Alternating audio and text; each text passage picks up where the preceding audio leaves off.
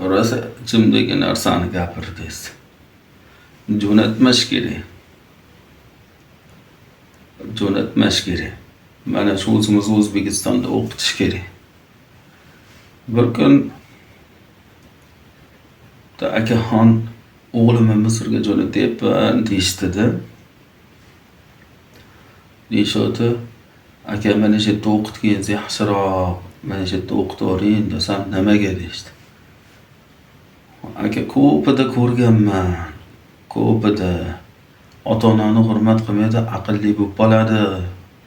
Sizga nisbatan aqlli bo'lib qoladi, keyin ichingiz og'rib qoladi desam, bitta domlalar bo'yidi, bitta domlalar bo'yidi dedi. O'zingiz bilasiz dedim.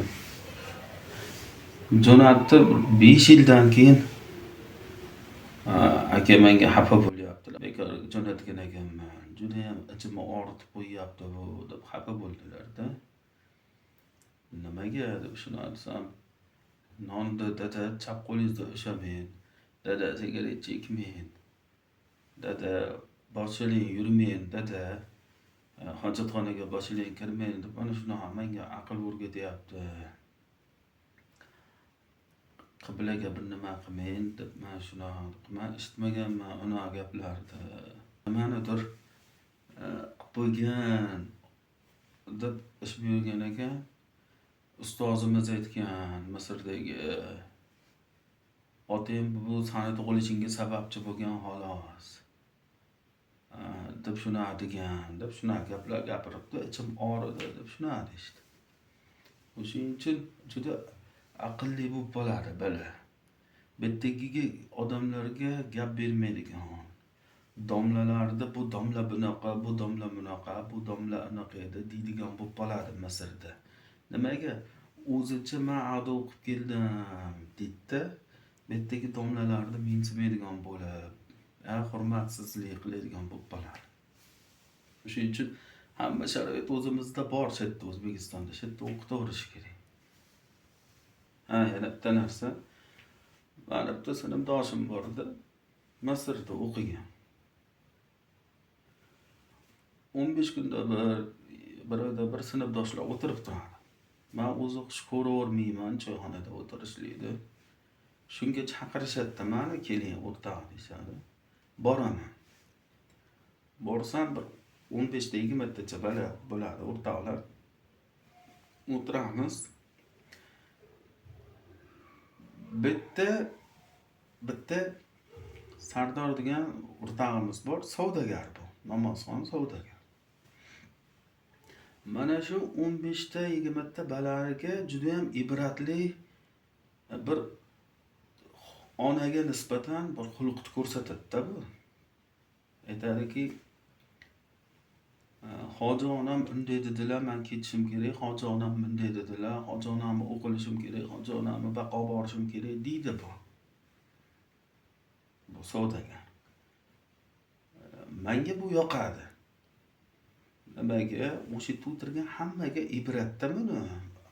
Onasini har bitta holatida hoji onam unday dedilar, hoji onamni baqa borishim kerak, hoji onamni baqa borishim kerak deydi.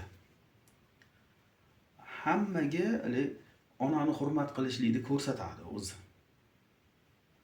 Lekin kelib turganda ko'pincha men bilan birga keladi, bu Misrda o'qigan o'rtoq. Aytadiki,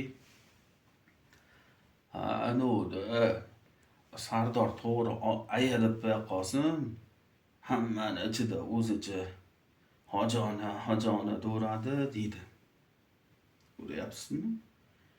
Bu o'qigan, o'zi ota-onani hurmat qilish bobida buni yaxshi bilish kerak.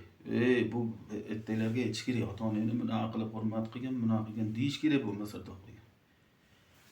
Bu ana shunaqa qilib ko'rsatsa, buni achchig'i keladi. Ko'ryapsizmi? Bu Misrda o'qigan menga aytaverardi. Bu domla araqdir, bu domla bunaqa, bu domla bunaqa to'g'ri. Bunaqa, bu domla bunaqa degan domlalar juda ham ilmi kuchli domlalar. Qanchadan qancha u domlalarni eshitib odamlar namozga kirib ketgan, oilalar yarashib ketgan. O'rtalarda isloq qilib yuborgan u domlalar gapiribdi. Bunga o'sha domlalar ham yoqmaydi. Ko'ryapsizmi? O'sha yerda o'qib kelib, domlalarni bunaqangi aybi bunaqa deydi. O'zi yo domlalardan o'tib ketmaydi, yo o'qib, yo domlaga quloq solmaydi. Diskotekaga ham kiraveradi, o'zini otasini aldab ham boraveradi. O'shaning uchun mana shu yerda o'zimiz O'zbekistonda ilm olish kerak. Oqsinjon qora akam bilan Buxoroga borganman-da, madrasaga kirganman. Shunda aytdagi Buxorodagi madrasadagi sharoitlarni ko'rib turib, prezidentimizga ming rahmat deyorganman. Uncha-muncha joyda yo'q unaqa sharoit, madrasadagi sharoit. Talabalarga qilingan sharoitlar, basseynlar, erta talabalarga qilingan sharoitlar, qizlarga alohida, bitta erkakni qo'ymaydi qizlarni o'sha bo'limiga. Men ko'rib turib o'sha domlalarga ham rahmat. Prezidentimizga ham ming rahmat deyorganman.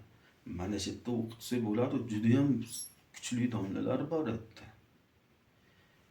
Misrga borib bersiz, men Misrdan o'qib keldim deb, bittagi domlalarda bular bunaqa deyishni boshlaydi. O'zini ota-onasini hurmat qilmayapti deb o'qib kelib, o'shuning uchun mana shu yerda yaxshi domlani topib, mana shu yerda ilm olaverish kerak. Aytishingiz mumkin. Siz bilan deyapsiz, deyishingiz mumkin-da. Bitta narsada shuncha ustozlar bor-ku, shuncha Misrda o'qigan olim domlalar bor shu O'zbekistonimizda. Misrda o'qigan shuncha qorilar bor deyishingiz mumkin-da. Hozir nazarda tutib Hasan Husan qora akalarni, nazarda tutib aytishingiz mumkin. Gap bo'lishi mumkin emas. Men o'zim ham yaxshi ko'raman Hasan Husan qora akalar. Ular Misrga o'qishga ketishdan oldin bitta O'zbekistonda bitta domlani etigidan tutib, ularni ilmini olib, ularni odobini olib, ulardan o'ziga chalg'imaydigan, o'zi adashmaydigan darajada ilmni olib, keyin Misrga o'qishga ketdi-da. Shuning uchun ular adashmadi-da. U Misrdagilar shuning uchun bularni adashtirilmadi. Bular bitta pishiq ketgan. Hozirgilar bitta na ustozdi, bitta O'zbekistonda na birontadan ilm olmasdan shart jo'natib boryapti. Kelgandan keyin biz ota-onamizga majbur bas ekanmiz, biz tug'ilishimizga sababchi bo'lgan xolos ekan deb yuribdi kelib, keyin yerda o'qib kelib. Shuning uchun shu yerda o'zida o'qitib olish kerak.